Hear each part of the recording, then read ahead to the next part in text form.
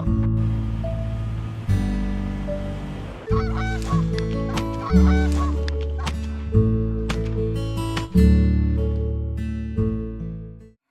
Dad, we're here to talk about you and your life growing up in the Schutz household. Tell me your name. Terry W. Schutz. And W stands for? William. When was your birthday? August 16th, 1933. And you were born to who? Who were your parents? Raymond and Loretta Schutz. Your mom, Loretta, what was her maiden name? Jammer. And how many kids were in her family? Well, she had two brothers, Bill and August. And there was Dorothy, Ole, Emily, her twin sister, Luella. And I think there was another one. I think there were six siblings. The Jammer family, they were farmers, you said? Yes. And crops, right? Farming, Iowa. Yeah. What kind of crops did they raise? Corn, oats, wheat. And no livestock. They had milk cows. So dairy. Do you know how your mom and dad met? No, I don't. Tell me about your childhood. What was growing up in the Schutz household? Oh, it was a different world then. No TV. All you had for entertainment was radio and some record players, or at times if you could afford them. But it was a difficult time when I was born in 33. It was during the Depression, and things were really tough. Plumbing, a lot of families had outdoor facilities. Did you guys have outdoor facilities? No, we didn't.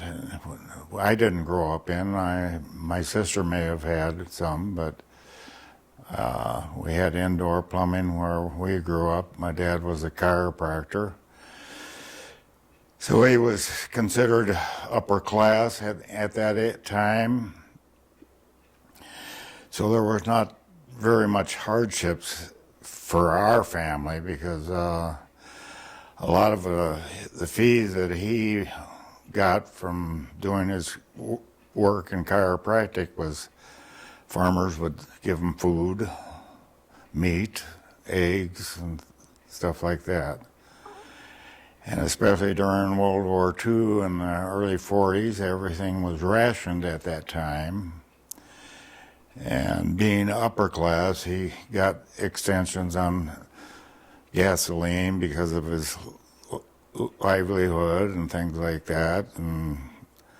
But there were shortages of petroleum and food products, sugar and dairy products. It was a difficult time, and the town we grew up in was a small town. I'm guessing at that time that the population of Rock Valley was about 1,000 people. Rock maybe. Valley is where? In Iowa, northwestern Iowa. So you mentioned that your dad was a chiropractor. Did he have an office in town, or where did he work? The office was in our home. It was a 2-story home, 3 bedrooms upstairs.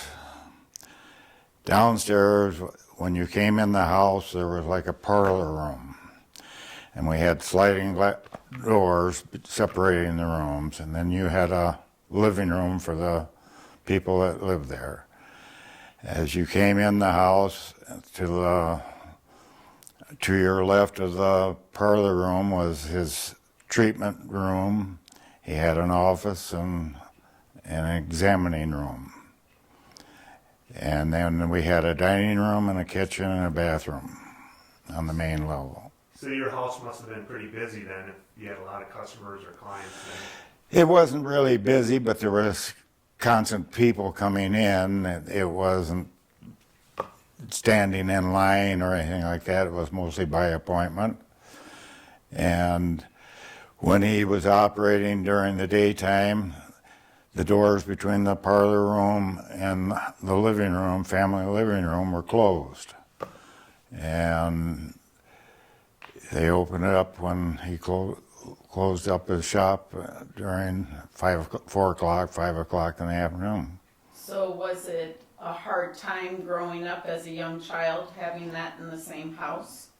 Was it- No, as a 5, 6-year-old, I was outside most of the time playing and with the neighborhoods, the kids and stuff. And my parents were very strict at that time, so you behaved.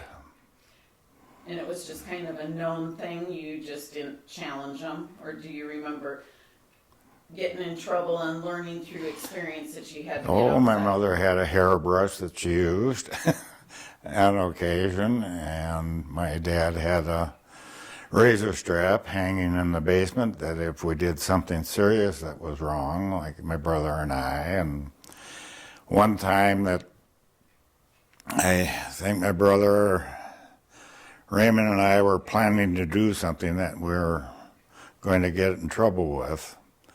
So we went down and hid the razor strap. And we proceeded to do our assignment that we assigned to each other, and we got caught, and we kind of looked at each other and grinned and went downstairs in the basement, and he walked in the other room, came out with a brand new shaving strap. So you got whipped? I really don't know. He snapped it between his hands, between the two of us, and we were more or less threatened that if we did this again, we'd really get punished. Yeah, But the hairbrush was used occasionally by your mom. by my mom. You know. And did your mom work? No, she was a housewife. And then going back to Grandpa, or your dad, was he the only chiropractor in the area? Yes. Were there a lot of doctors, or There was a medical doctor or dentist, and my dad were the only doctors in Rock Valley. did he have hard times where he would have low times and get worried, or was he always busy? Oh, there was a constant flow of customers, but he wasn't that busy where he didn't have time to spend with the family or whatever it was. But he was, during the day, during his business hours, he was busy, bookwork, billings, and everything. So with your sister and brother being older than you don't know much about Viola. She was 11 years old. I don't remember any childhood with her. We were not close. Did she graduate from high school? Yes.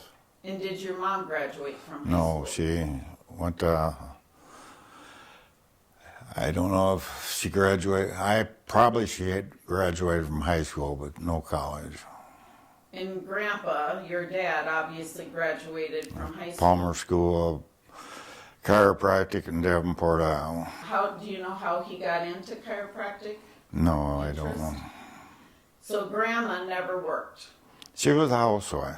but never worked before As having a kids. child, I have no idea what she did as a child growing up or high school age or anything. I would imagine she did farm work growing up on a farm. But as soon as she met your dad, I have no idea. okay.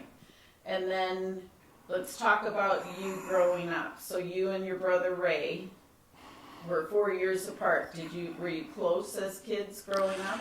No, he wouldn't let me associate with his friends, and age difference at that time, I guess, was the reason.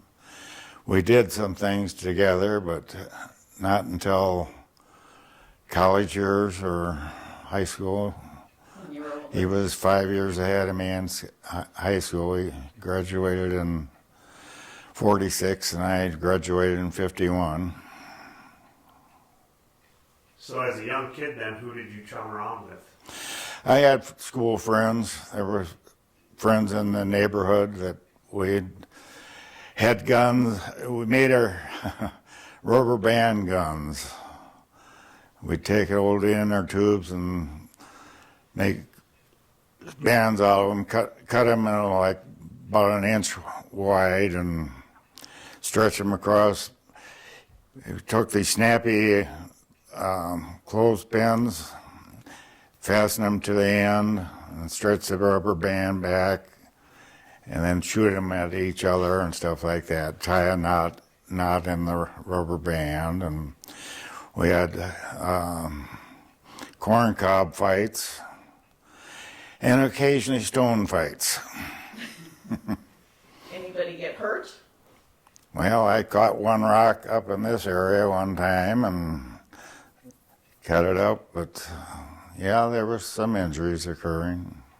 So the guys you chummed around with, were they neighbors or through Mostly neighbors in the neighborhood. There was a rock river that was on the north edge of town, and alongside on the north side of the river was a kind of a forest area, like a jungle and stuff, and lots of us used to ride our bikes out there and play war games after World War II and stuff, and choose up sides. And Did your dad, was he in the armed services? yes, he was in the Air Force. And did he serve in the war at all? I don't believe he was in the war. I think he was based down in Texas. And what did he do in the armed service? That I don't know. Ray, your brother, he was in the armed services, wasn't he? Yes, he served in Korea during the Korean War. He won himself was either the Bronze or the Silver Star. And how did he get that? That I don't really know. He never discussed anything to me about the war. And you served? I served in 55 to 58, or 57 rather, over in Korea, but it was after the war, and we were occupational troops, and I was the battalion mail clerk and also assigned to the NCO club as a bartender and cashier, What does NCO stand for? non-commissioned officer. So you had mentioned that your mom and dad were fairly strict growing up. Were you guys close as a family? We didn't go on vacations very much. We made one trip that I don't remember, but I was on the trip. I must have been probably 2 or 3 years old, to California to visit my mother's sister. But I don't remember anything about that trip. Growing up, my dad and my brother and I and my uncle went on fishing trips up into northern Minnesota several times. If there was one value or virtue that you could recall growing up that you got from your mom and dad, what would that be? Honesty and hard work. You start a job, you end it. Is there something in your life that if you had a chance to do over that you could have when you were growing up? I've never thought about that, Rick, to be honest with you. I often dreamed of being a movie star, but that was impossible because I was, believe it or not, kind of a shy kid in school. The school that we went to, like I said, was small. I suppose the enrollment in high school was about 150 students. Each class was around 30, 35 students. And they put on plays during the school year, and I was always afraid they'd ask me to be one of the actors in it, and I always refused. But another friend of mine, Bob Vanderwoord, and I competed against each other in art, and we were always assigned to make the scenery for the classes. What was it like with your parents? Were they loving parents, or did they get along, or? My mother was a jealous person, which I found out later on in life, that There were several arguments between them. She accused him of female patients and that type of thing. I remember arguments between them at night and stuff, and it was hard growing up then because I really, as a youngster, I kind of hid myself under the covers and didn't listen to it.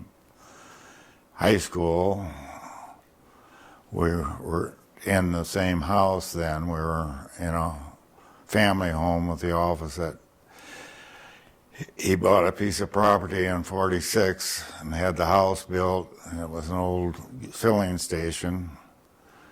And the filling station he turned into his office. So the office was out of his house. But the arguments still happened occasionally at that time during the night. And there were some good times and bad times. So it was tough growing up.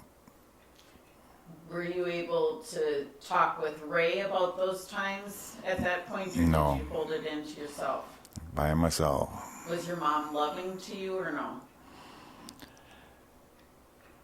To be honest with you, I think by looking back at the time between the years of the sister and my brother, that I may have been an accident, not a planned child. So it was different. You weren't treated the same as the other two? In my feeling, I wasn't. Yeah. So in what way? So you mentioned that you weren't treated the same. What kind of examples?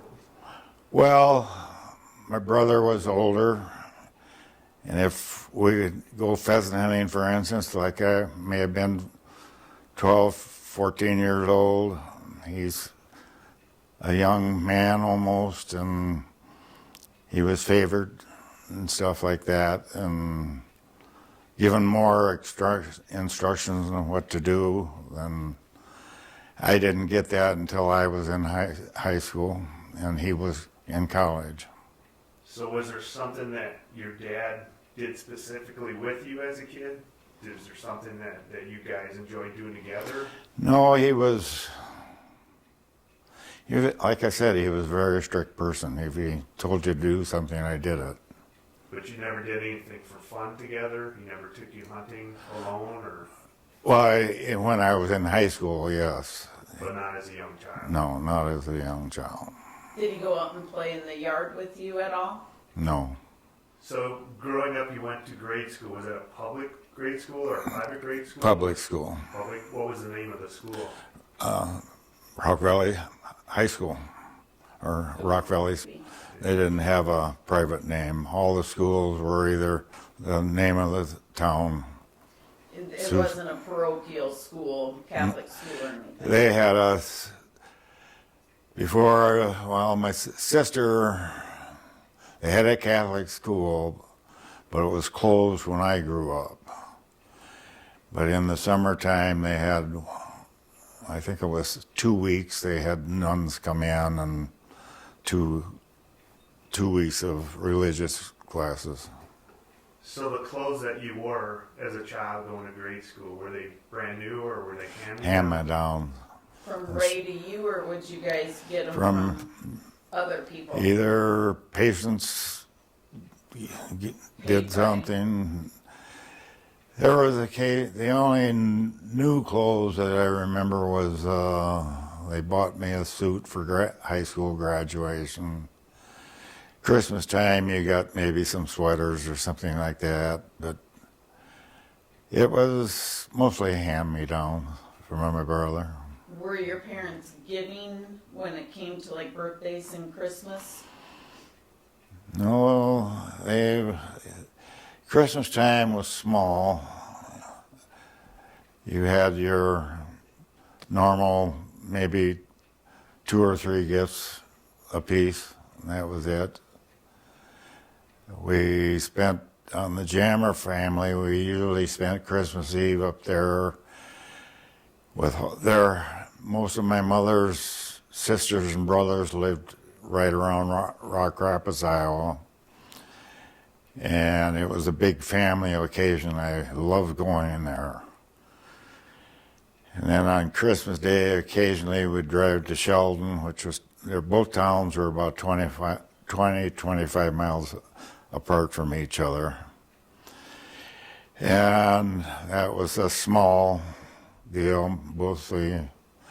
My uncle, my dad's brother, worked in the post office.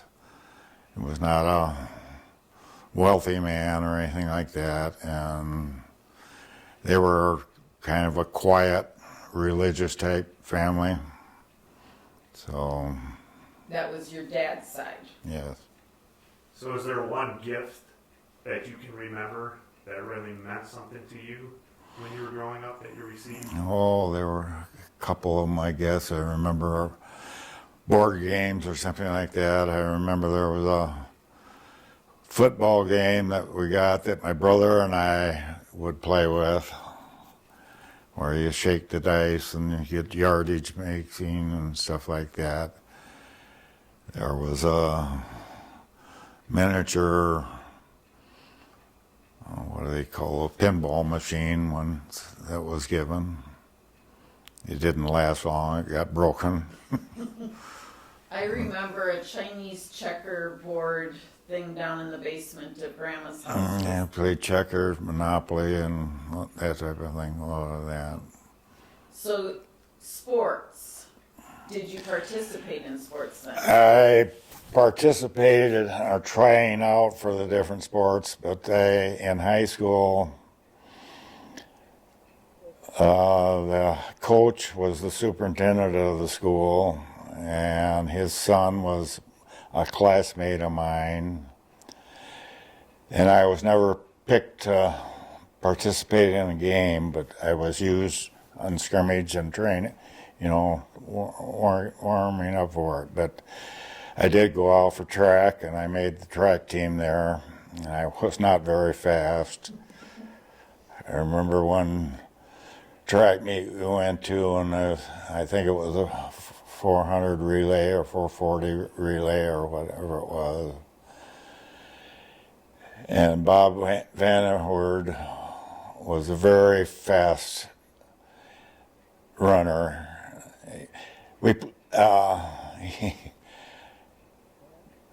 I think if I remember right, I was the second runner in the relay, and we were in first place when we got it. When I handed off the baton, we were in last place. And we played a lot of sandlot football and basketball. After school, there'd be like 20 guys that would make up teams, and we'd play rag football. Yeah. And we enjoyed that. It was more like tackle football without any equipment on, because it got rough at times. One kid broke his leg, and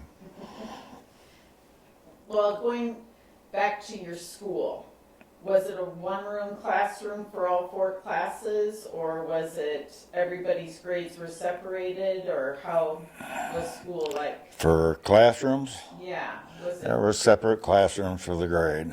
and like, were all 4th There was a- graders together, all 5th graders together, or did Yes. you have multiple You know, classes? by the 5th grade was together, and 6th grade was together, and that type of thing. And then, was the school big? Or just It was an old school, 3-story building.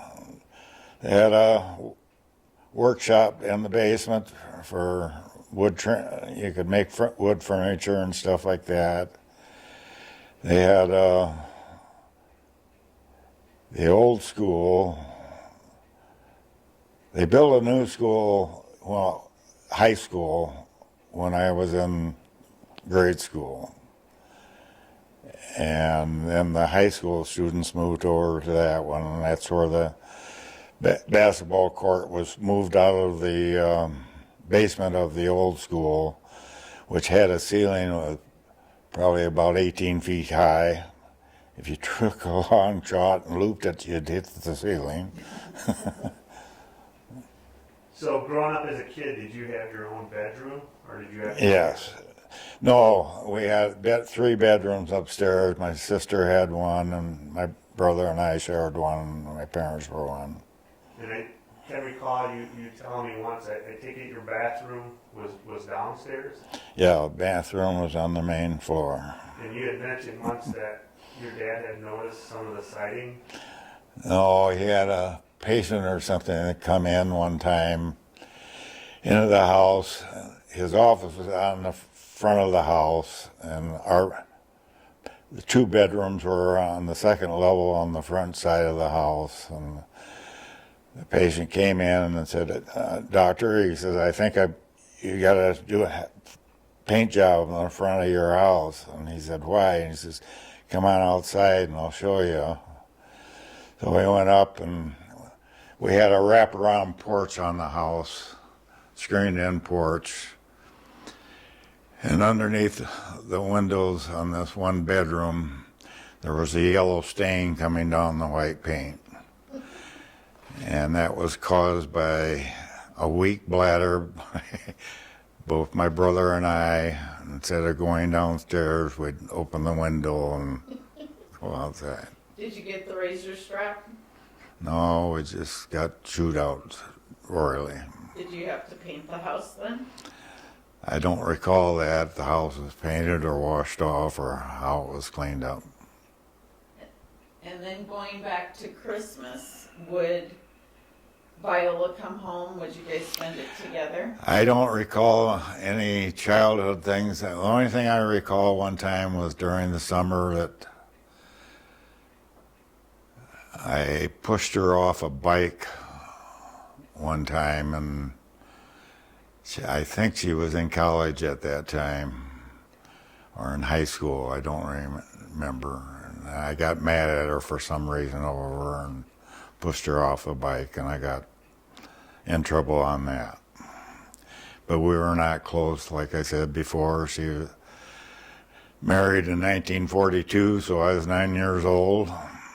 And she spent her entire life and grown-up life in Kansas City, Missouri. So growing up, did you have any pets? Yeah, we had, I think it was a rat terrier living in the house, original house that I was born in.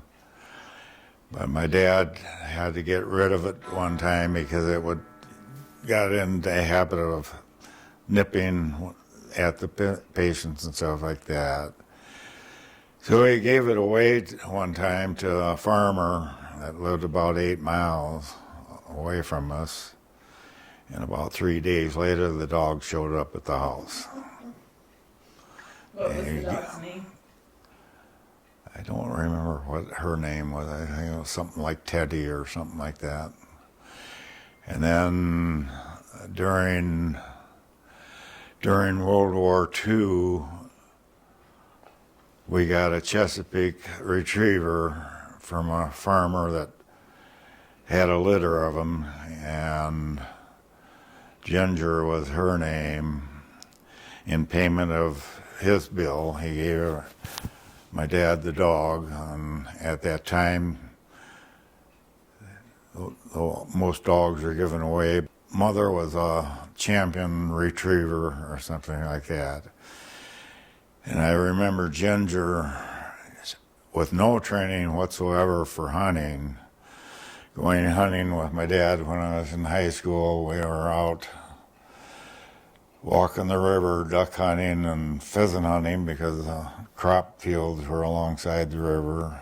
And we came up on a bend and we saw probably 20 ducks sitting on the river around the bend. And so we got down and crawled maybe 150, 200 yards around the bend, and the dog got down, I don't know, 4 crawled outside. Pretty close to that dog then, huh? Mm-hmm. So how old were you when you got Ginger then? It was probably it was during World War II, probably 44, 43, 44. When Ray and I and Dad would go out hunting, Ginger obeyed my dad. If Ray and I went out hunting, she obeyed Ray. If I went out hunting with my friends, she obeyed me. So did she stay in the house then with you guys? No, she wasn't allowed in the house at all. She slept in the garage on a cement floor. There was just a old rug that she slept on next to the fireplace chimney. And she was a very protective dog, because one day during the summer, across the highway from where we lived, there was a very poor family, and my mother used to fix some meals and take them over there and bake a cake or a pie or something like that, and take them over. And their next door neighbor he was a painter, and he had a Chesapeake. Yeah, he had a Chesapeake Retriever. It was a male, and it was also a very protective dog and for its territory. And Ginger, we never trained her for anything, but she never crossed the highway. And this one day, my mother baked a pie or a cake, I don't remember, and she was walking down the driveway to go across the road, and when she got to the highway, Ginger was laying in the front yard watching her, and as she was going across the highway, the neighbor's Chesapeake started sneaking towards my mother, and Ginger took across and they got into it. And I remember my mother says, well, she can come in once in a while. You got to spend some time in the house then after that. Well, she got to come in the house for like 15, 20 minutes or something and get a treat and back outside. Soybeans would grow up to about 1.5 feet, 2 feet up, but the snow would weigh them down like that. And we went out pheasant hunting, my dad and I, and came home with the limit without firing a shot. She would jump on the pheasant when they were under the snow and hold them down until we get over there. And if it was a hen, we'd release it. So did you used to play then a lot with the dog outside of hunting and that? Yeah, she was, had a game that we used to play with. She liked living or laying down in the front yard because my dad's office was down there. Had kind of a half-moon driveway going in front of it, being a filling station. And she liked to watch patients go in and stuff like that. But when I come home from school or something, and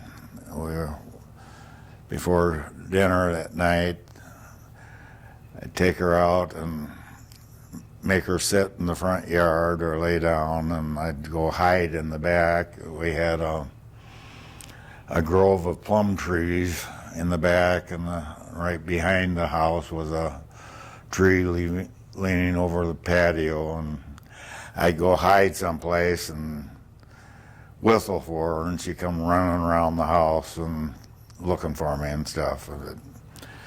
And one time my mother she had 3 other women. They'd usually get together probably 2 or 3 times a month and play bridge. And one was the principal old maid, really. She wasn't never married. And what was her? Mary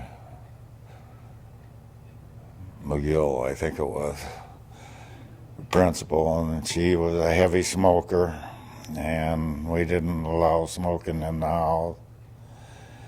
So she'd come back out in the back patio and light up a cigarette. But unknowingly to me, I made Ginger sit down in the front yard, and I called the tree, climbed the tree and right by the patio, and it was a tree probably 25 feet tall or something. I was probably 2/3 of the way up sitting on a branch, and as soon as I got up there, the back door opened up and she came out. Mary Norris was her name, that's what it was. Came out and lit up a cigarette and was taking a puff, and I had whistled for my dog to come around before she came out. And she's standing there and around the side of the house. She came running around and scared her the living daylights out of Mary Norris, and she ran in the house. I suppose screamed at my mother or whatever it was. Did you get in trouble then by your mom? No. No.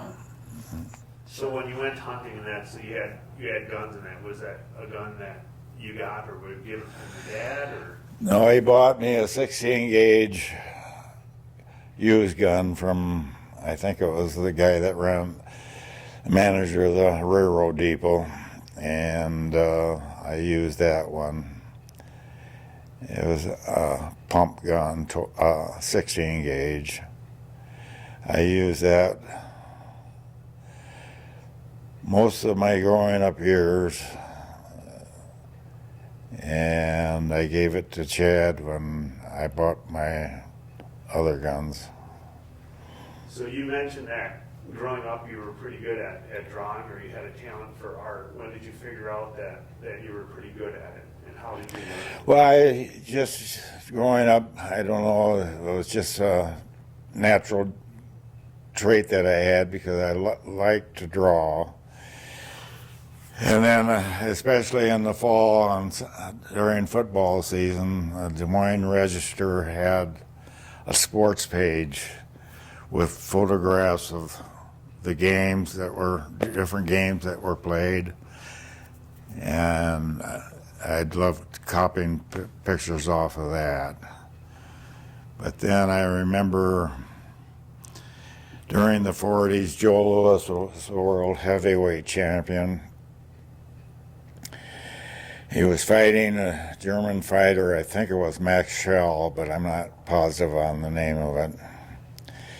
And my dad and I were sitting by the radio listening to it, and I was drawing a sketch of Joe Louis knocking Max Schell out. And I don't know how much longer after the fight, but one day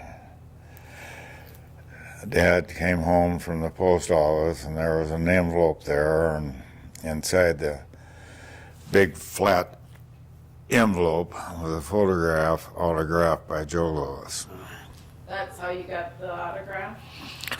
My dad had taken the photograph, or my drawing, and sent it. I don't know how he did it, but he sent it someplace, and it came back from Joe Louis autographed. Was your drawing sent back to you or no? No. No. Did they hang up your artwork in the household there, or? No, none of that was stuff. High school didn't have an art class or anything like that, but there was Bob Vanderwoord was another good artist, and there were several other ones, several girls that were fairly good, but they usually had an art contest. And Bob and I were always competing against each other. He would win the blue ribbon or I would win it and stuff like that. And we enjoyed each other on it, but he never pursued his dream of being an artist or anything like that. And Your mom and dad, were they loving? Like, would Grandma hug you, or would you sit next to your dad on the couch or sit on their laps, or no? as a young kid, I remember going into Mass on Sundays, and my mother had a fur coat, and I used to cuddle up to that to stay warm and stuff. And no, basically no, they were not a hugging family. Not a physical, affectionate family. No.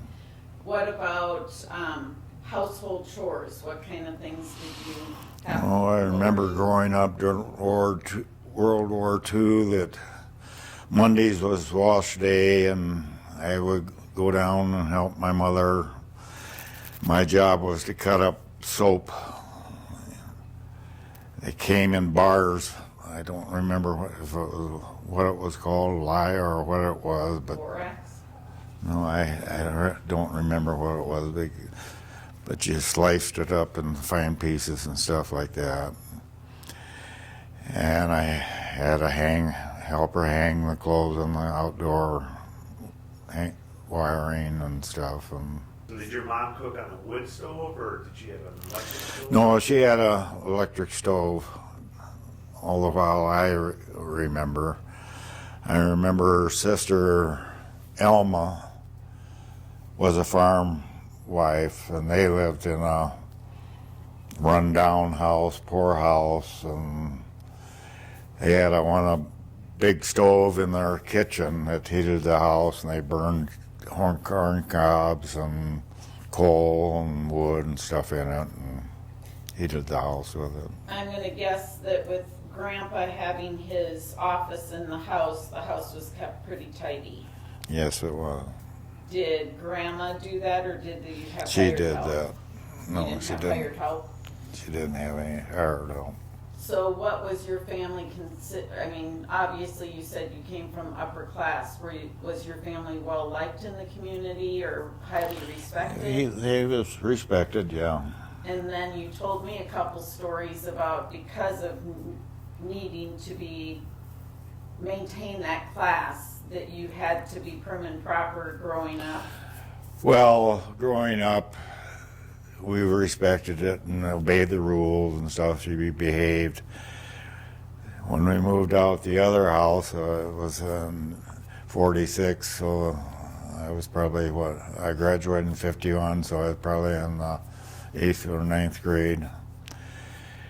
In high school and growing up, it's still I was under their control and things like that. But when I went to college and coming home and going down on a weekend, or there was a beer joint, Beans Cafe, that they sold just beer. They didn't have a liquor license or anything like that, but and made meals. But Saturday nights, the town was lively. The farmers would come in, and the stores would be open on Saturday night, and they'd do all their shopping, and then probably around 8 o'clock those stores would close and everybody would congregate.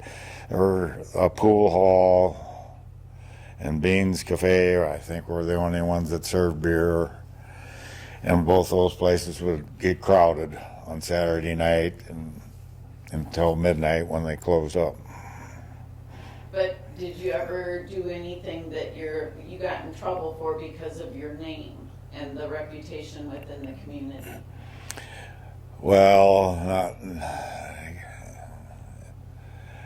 after I got out of the service in 57,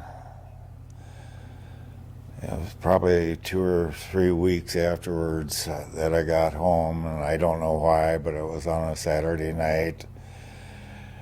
And our normal group of friends that were sitting there drinking beer and stuff, and they had a bisexual bathroom with just a toilet and a sink in it. And it was like a little room, probably 4 by 6 feet, and it had a small window, maybe 1.5 by 2 feet high window above the sink, I think it was. I went to the bathroom in it, and there was no lock on it, but it had a hook that went into an eye screw. So I closed that, and I was mad at somebody. I don't remember what the occasion was, but for some reason or other, I plugged up the toilet with toilet paper and stuff, and turned on the sink and plugged that up, climbed up and knocked the window was open and knocked the screen out and crawled out the window and got in my car and drove home. And as I was driving home, I lived on Highway 18. I just glanced both ways. There was nobody coming, and I drove through the stop sign and went home and parked in the front yard and went in the house. And I was working in the post office at the time, and that Monday I went in the post office, and Paul Beamer was the brother of Beans Beamer, Bernard Beamer.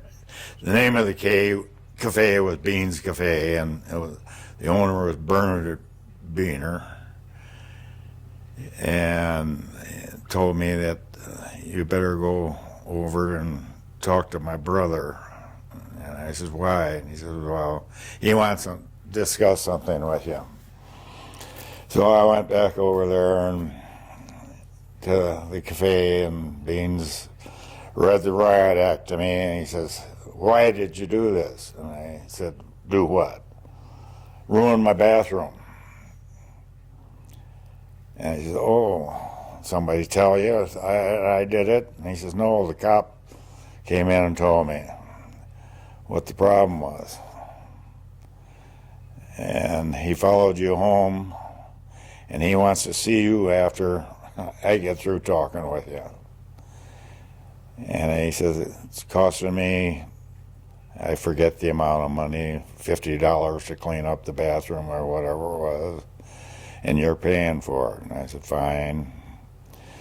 And I went over to see the night cop, and he said, I followed you home and you drove through the stop sign, and I saw you go in your house and stuff, and he gave me a ticket, so that was my first driving ticket. Did your dad and mom find out about it? They never said anything to me about it. Never did. All right, so your parents, you had mentioned that you felt like you were kind of a mistake or unplanned. And, I didn't realize that until later years. but tell me kind of when you were growing up in the house that you had told me in the past about like your summers that you would go and where would you spend your summers? And Well, Aunt Emily and her husband Earl usually rented a house on Lake Okobojo, which is about 75, 90 miles from east of Rock Valley. And they'd rent this house for summertime, and it would be a big home, and they always welcomed relatives and friends to spend time. So, especially around the 4th of July, and that was my mother's birthday, was the 4th, and we'd usually go up there and spend the weekend with them and stuff, and it was a very enjoyable time there on the lake. You'd go water skiing and swimming, and Arnold's Park was there, which was a big amusement park. They had Ferris wheels and what do they call with the horses that merry-go-rounds and stuff, and they had roller coasters and all kinds of games that you go to, and it was a tourist trap. would you go with your parents or just go by yourself to be with No, it was a family. And then, but didn't you have a good relationship with Emily and Earl growing up? Yeah, I spent growing up probably in grade school or something like that. I got to go up and stay in their house for a week or something every once in a while. And they had no children at that time, and they treated me well. And They had a badminton net set outside the house, and used to go out there and play badminton and things like that. But she was more of a mother to me than my mother, really. Yeah. Did you spend a lot of summers there, or just a few? No, this was, like I said, Rock Rapids was only 25 miles away, and we used to go up there quite frequently during the summer. Did you, like for those week-long stays, your parents were there too then, or but you by yourself? For staying there by myself, Would your parents drop you off, or would they come They probably would go up for Sunday or something, and then stay? and I'd stay, and they'd come up the next weekend and pick me up. And Earl, did he have a big impact on, like you said, Emily was more of a mom than your own mom. Was Earl kind of a dad figure for you? Earl was a former FBI agent. Growing up, I was afraid of him. He was tall, dark complected, and he just had that appearance of being like a Authority figure. authoritative man and stuff. And he was what you do what he say. Yeah.